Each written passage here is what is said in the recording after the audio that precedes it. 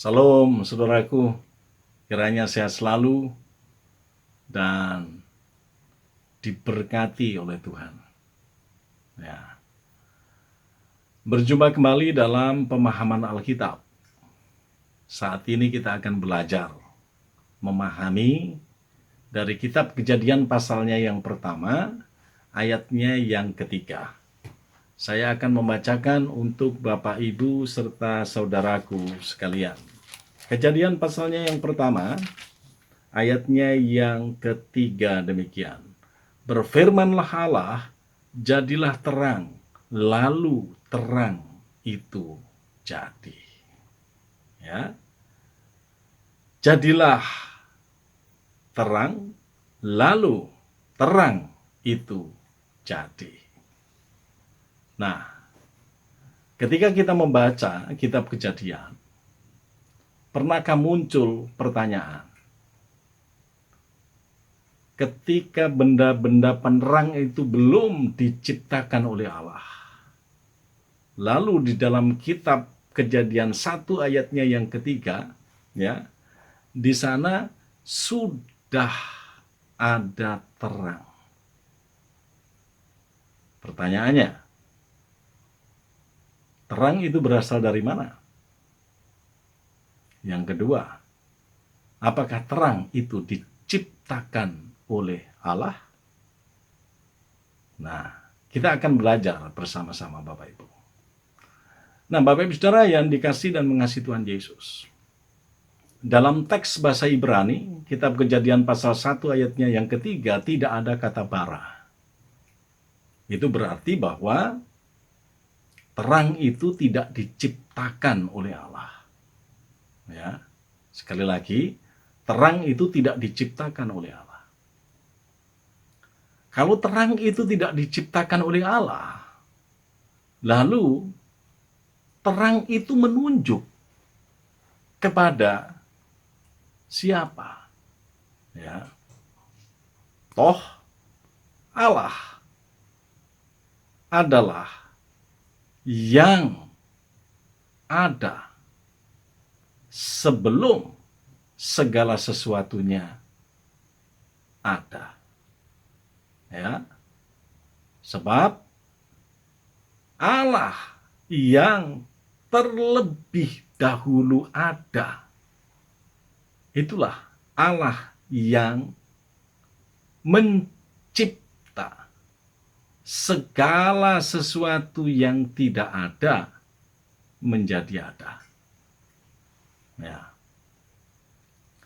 Ketika kita mengatakan bahwa Allah itulah yang mencipta segala sesuatu yang tidak ada menjadi ada, maka kita sudah bisa menebak, Bapak Ibu Saudara, ya.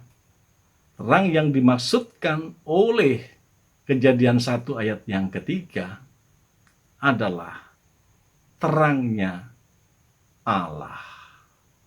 Ya. Kejadian 1 ayat yang ketiga adalah terangnya Allah. Dalam kitab atau teks bahasa Ibrani Kejadian 1 ayatnya yang ketiga, di sana dikatakan demikian. Vayomer Elohim Yehiur Vayehiur. Ya. Vayomer Elohim Yehiur Vayehiur. Apa artinya Bapak Ibu Saudara? Kalau diterjemahkan secara harfiah, ya, sekali lagi, kalau diterjemahkan secara harfiah, Vayomer Elohim Yehiur Vayehiur. Itu artinya dalam bahasa Indonesia, dan Allah berfirman, ya, biarlah terang ada, dan seharusnya lah terang ada. Ya, saya ulangi. Dan Allah berfirman, Vayomer Elohim, biarlah terang ada, Yehiur, dan seharusnya lah terang ada. fayehiu. Nah, kalau kita bandingkan dalam terjemahan Lembaga Alkitab Indonesia, ya, di sana dikatakan berfirmanlah Allah, jadilah terang, lalu terang itu jadi, ya. Jadilah terang, lalu terang itu jadi. Nah, disitulah kemudian bisa membawa pada pemikiran bahwa terang itu diciptakan oleh Allah. Ya. Namun ketika kita memahami bahwa teks Ibrani, ya, yang kemudian, ya, saya tidak mengatakan bahwa terjemahan Lembaga Alkitab Indonesia itu salah loh, ya. Ya. Saya tidak mengatakan demikian, tetapi saya hanya menuliskan penerjemahannya itu secara harafiahnya, yaitu, dan Allah berfirman, biarlah terang ada, dan seharusnya lah terang ada. Itu berarti Allah tidak menciptakan terang. Ya. Biarlah terang ada. Ya. Kalau misalnya kita mengatakan biarlah terang itu ada, itu kan berarti kita mau mengatakan bahwa terang itu sudah ada, kan? Ya. Dan Allah berkehendak, ya toh, berfirmanlah, ya, Allah, biarlah terang ada, dan seharusnya terang ada. Ya. Ketika kita mengatakan bahwa biarlah terang ada dan seharusnya lah terang ada, untuk apa terang itu kemudian dikehendaki oleh Allah, ya, ada pada saat penciptaan langit dan bumi. Ya. Kejadian pasal yang pertama itu Allah menciptakan langit dan bumi. Jawabannya, karena bumi dalam kondisi gelap. Ya. Dalam kondisi gelap, maka Allah berkehendak agar supaya terangnya itu menerangi bumi yang dalam kondisi gelap itu. Sebelum Allah mencipta benda-benda penerang.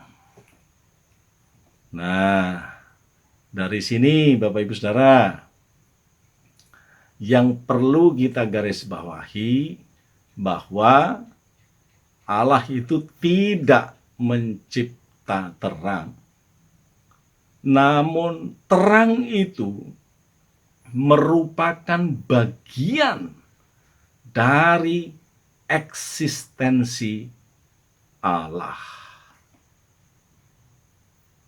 Bagaimana pernyataan itu bisa kita buktikan? Ayo kita selidiki dalam Mazmur 104 ayatnya yang pertama sampai dengan ayatnya yang kedua. Silakan dibuka dalam Mazmur pasalnya yang ke-104 ayatnya yang pertama dan ayatnya yang kedua. Saya akan membacakan untuk Bapak Ibu Saudaraku sekalian. Pujilah Tuhan, hai jiwaku, Tuhan Allahku, Engkau sangat besar. Engkau yang berpakaian keagungan dan semarak, yang berselimutkan terang seperti kain, yang membentangkan langit seperti tenda. Yang kita garis bawahi dalam ayatnya yang kedua, yang berselimutkan terang. Siapa yang berselimutkan terang? Allah. Ya. Jadi, keberadaan terang itu tidak dapat dipisahkan dengan Allah. Ya. Kita bisa bandingkan Bapak Ibu Saudara dengan bacaan kita dalam Matius 17 ayatnya yang kedua. Yuk kita lihat dalam Matius pasalnya yang ke-17 ayatnya yang kedua. Ya. Kita baca saja dari ayat yang ke-1 sampai dengan ayatnya yang kedua dalam Matius pasalnya yang ke-17. 6 hari kemudian Yesus membawa Petrus, Yakobus, dan Yohanes saudaranya, dan bersama-sama dengan mereka ia naik ke sebuah gunung yang tinggi. Di situ mereka sendiri saja. Lalu Yesus berubah rupa di depan mata mereka. Wajahnya bercahaya seperti matahari, dan pakaiannya menjadi putih bersinar seperti terang. Nah, kalau dalam Kejadian 1 ayatnya yang ketiga, itu menunjukkan bahwa terang yang dimaksudkan dalam Kejadian 1 ayatnya yang ketiga menunjuk kepada eksistensi Allah. Ya. Pertanyaannya, dalam Matius 17 ayatnya yang kedua, ketika para murid Yesus menyaksikan gurunya, yaitu Yesus, berubah rupa,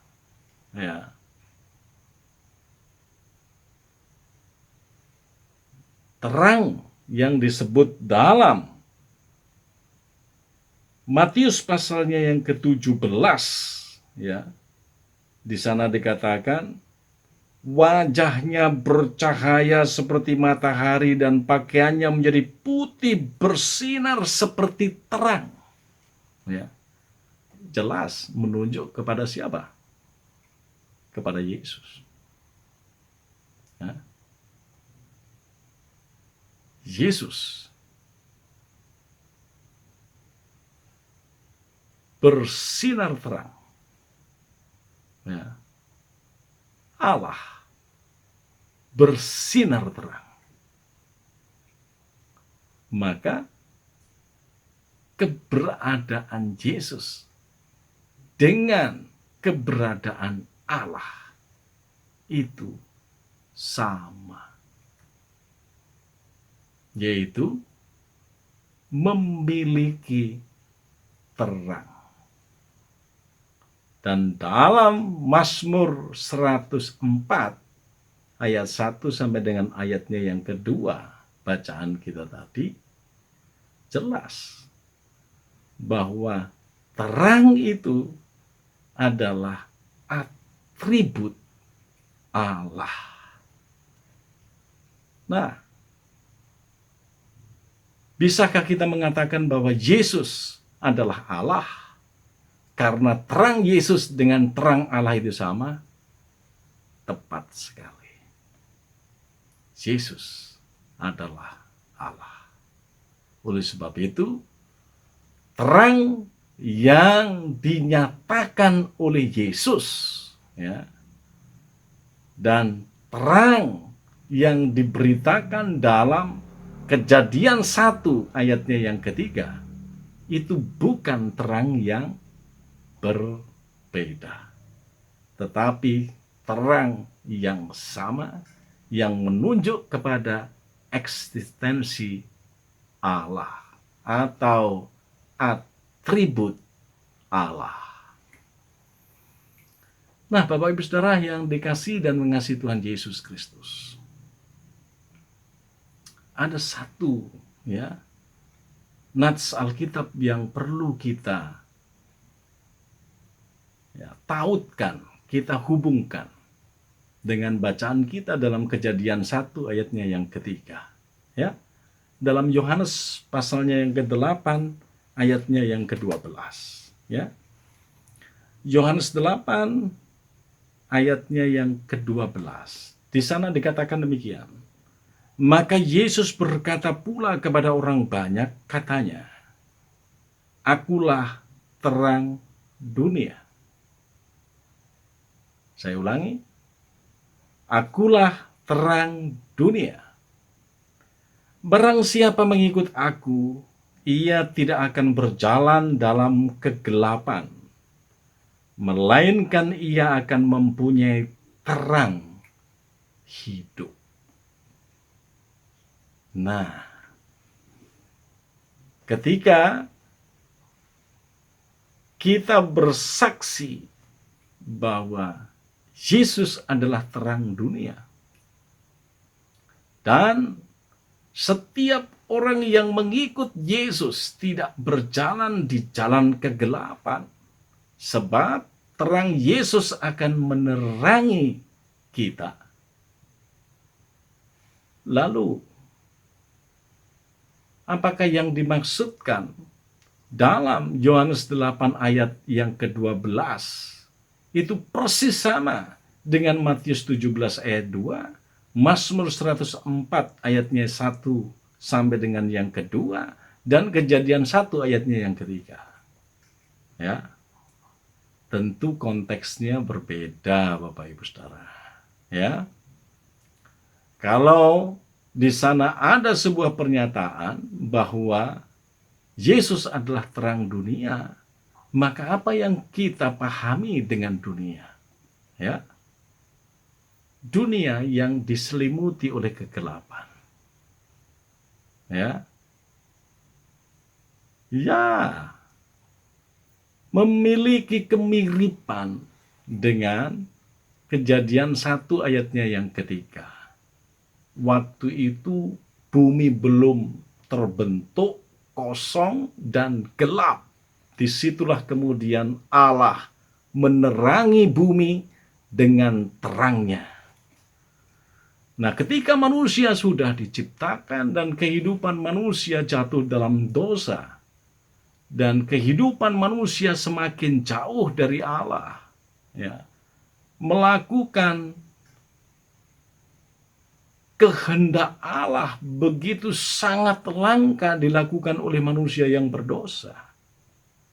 Sehingga dalam keberdosaan manusia, seringkali apa yang dilakukan oleh manusia itu mencerminkan kejahatan di mata Allah. Inilah dunia yang gelap. Dunia yang gelap itu menunjuk pada perilaku manusia yang jahat di mata Allah. Ya. Perilaku manusia yang buruk di hadapan Allah. Perilaku manusia yang bertentangan dengan kehendak Allah. Perilaku manusia yang mengedepankan keinginan-keinginan kedagingan, yang menyangkal kehendak roh Allah. Jelas. Oleh sebab itu, dibutuhkan dari dunia yang gelap itu terang yang berasal dari Yesus. Dan disitulah kemudian ketika kita mengikut Yesus, kita akan diterangi oleh Yesus. Karena Yesus adalah sumber terang kita. Dan ketika Yesus menerangi kita, menguasai hati kita, maka kita tidak lagi berjalan ya, di jalan kegelapan dunia, tetapi kita berjalan di jalan terang Kristus. Artinya, kita melakukan kasih, kebenaran, keadilan, dan perbuatan-perbuatan kita mendatangkan damai sejahtera. Oleh karena Kristus menerangi hati kita. Oleh karena Kristus menguasai hati kita. Ketika hati kita dikuasai Kristus, maka pikiran kita, mulut kita, dan tindakan kita akan diarahkan oleh Roh Kudus ke dalam terang yang sejati itu, yaitu Kristus sendiri. Nah, Bapak Ibu Saudara yang dikasihi dan mengasihi Tuhan Yesus, ketika kita mau membuka hati untuk diterangi oleh terang Kristus,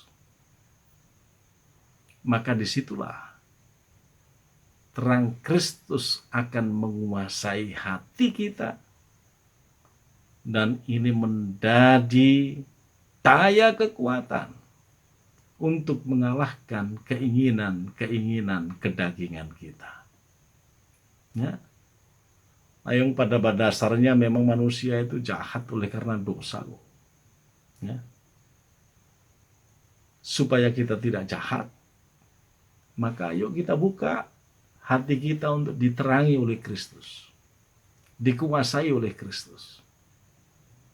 Sehingga keinginan-keinginan kita akan dikuasai oleh Roh, ya, menuju keinginan-keinginan yang dikehendaki oleh Kristus.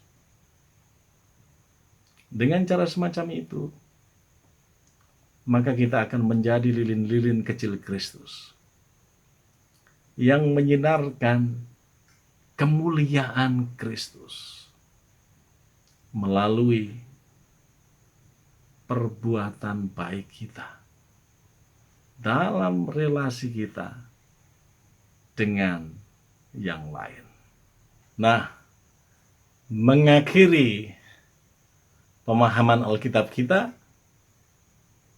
selamat menjadi lilin-lilin kecil Kristus yang senantiasa memancarkan terang kemuliaan Kristus melalui perbuatan nyata kita yang seturut dengan kehendak Kristus. Tuhan memberkati. Sampai berjumpa kembali. Amin.